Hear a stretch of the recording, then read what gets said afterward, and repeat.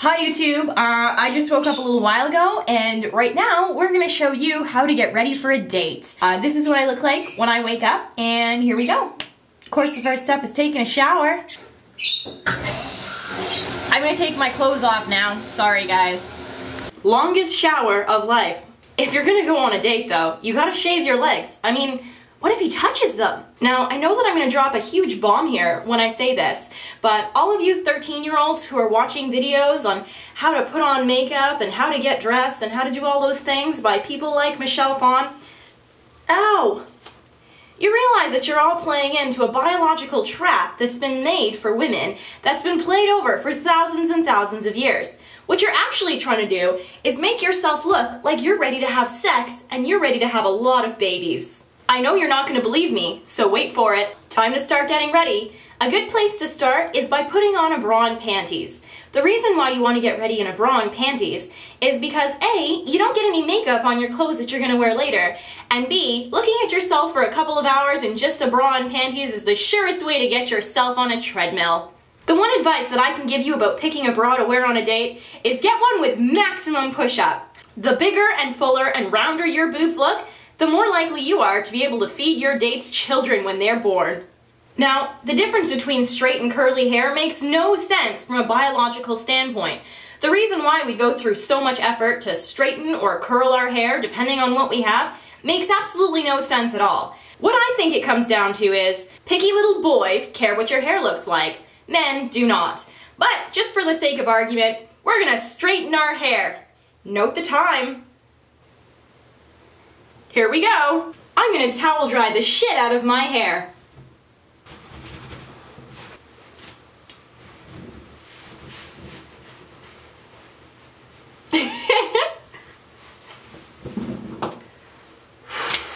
Since I'm broke, I use a 20-year-old hairdryer.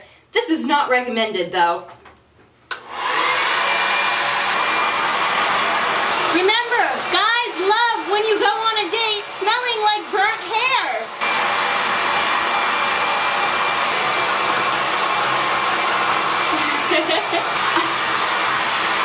Oh yeah. Here comes the afro, guys.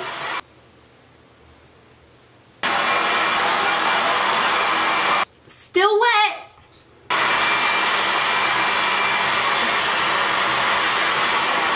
Wow. Hair is mostly dry. Remember guys, if your lady will go through this much for you before every date, she's probably really high maintenance. You better have a big wallet.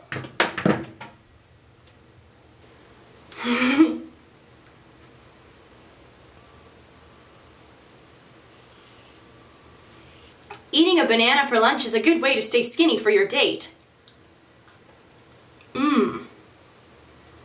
So filling. I'm already full.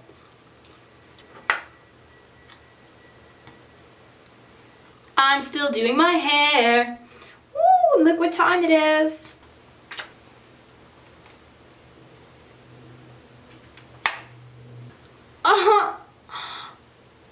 Oh, that didn't feel good. Oh. To the river so deep, we all live in the ocean. Right track, baby, I was born this way. Had $1 million. Now I'm in the mood. Something, something, and something. I'm almost done and it's only been like 6 years since I started. Oh, I need you, mommy. Alright, there's the time guys. Sorry, my watch is set to military time, but I'm sure you can all figure it out. Yeah, so now that your hair is straightened, you can take some product and put it in your hair. Unfortunately, the only product that I have is meant to go in your hair when it is curly. So I'm going to put some hand cream in my hair just to prevent all the flyaways from happening. If you have a really girly ex-boyfriend, he probably left hand cream in your house, so you can just use some of that because he's not coming back to get it.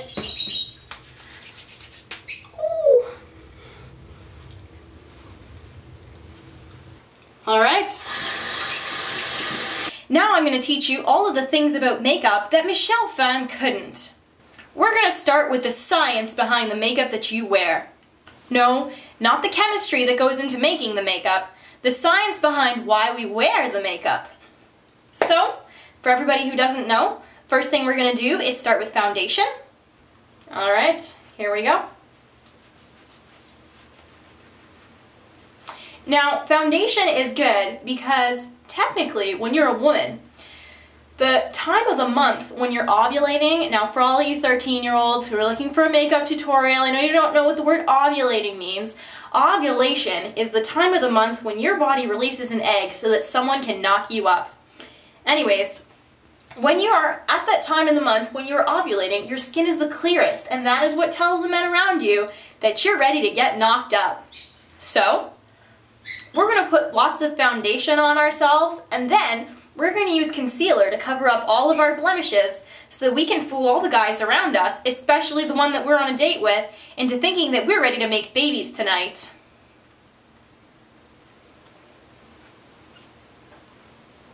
Remember to put some under your eyes. A tired woman doesn't make a good mother.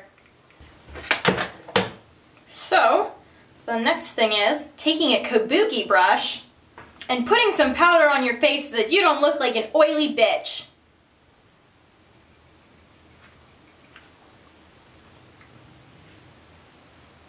Some species of monkeys get big red asses when they're ready to make babies.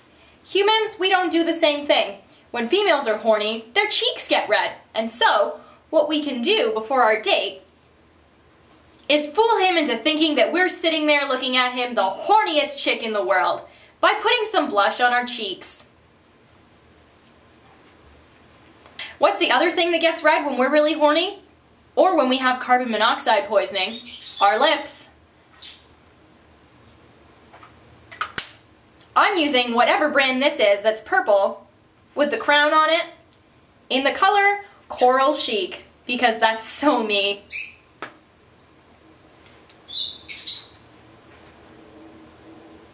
Now, if you're really lazy and you felt like you've been spending way too long doing your hair and other things, the next thing that you can do is take your lipstick and use it as an eyeshadow as well. I don't know what's biologically correct about wearing eye makeup. As far as I'm concerned, it's just there to make you look like a porn star.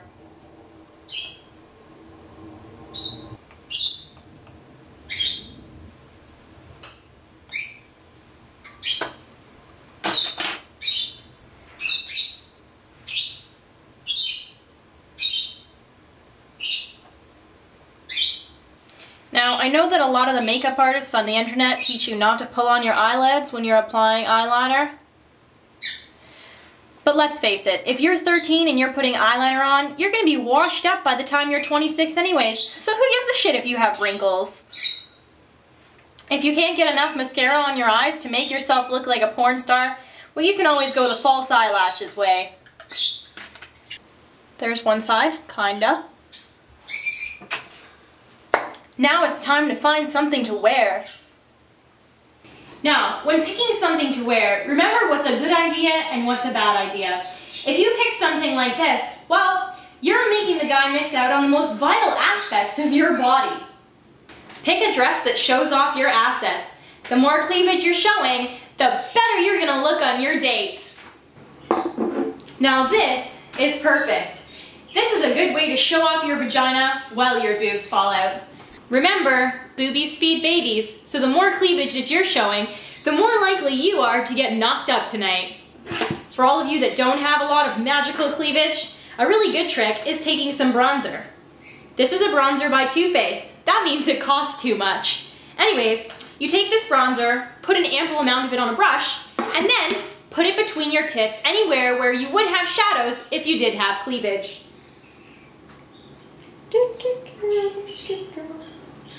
I promise you this works.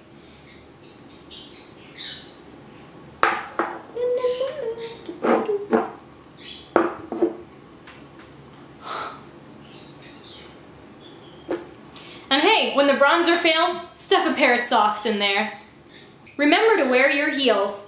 Heels are a good way to make your legs look longer, make yourself look taller, make your ass look rounder, and also fuck up your back for later on in life. Oh my god!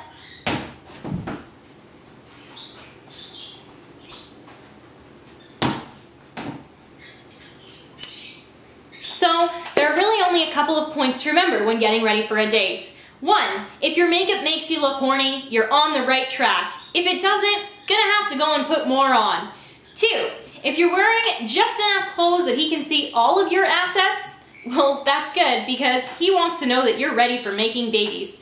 And 3, the dumber you are and the more that you laugh, the funnier he thinks he is, and the more likely you are to get a second date. Join me next time for more makeup tutorials, where I'll teach you how to be a 13-year-old whore, great makeup looks for a pregnant teen, and a few of the only things that make us different from the monkeys. Have a good day, everybody!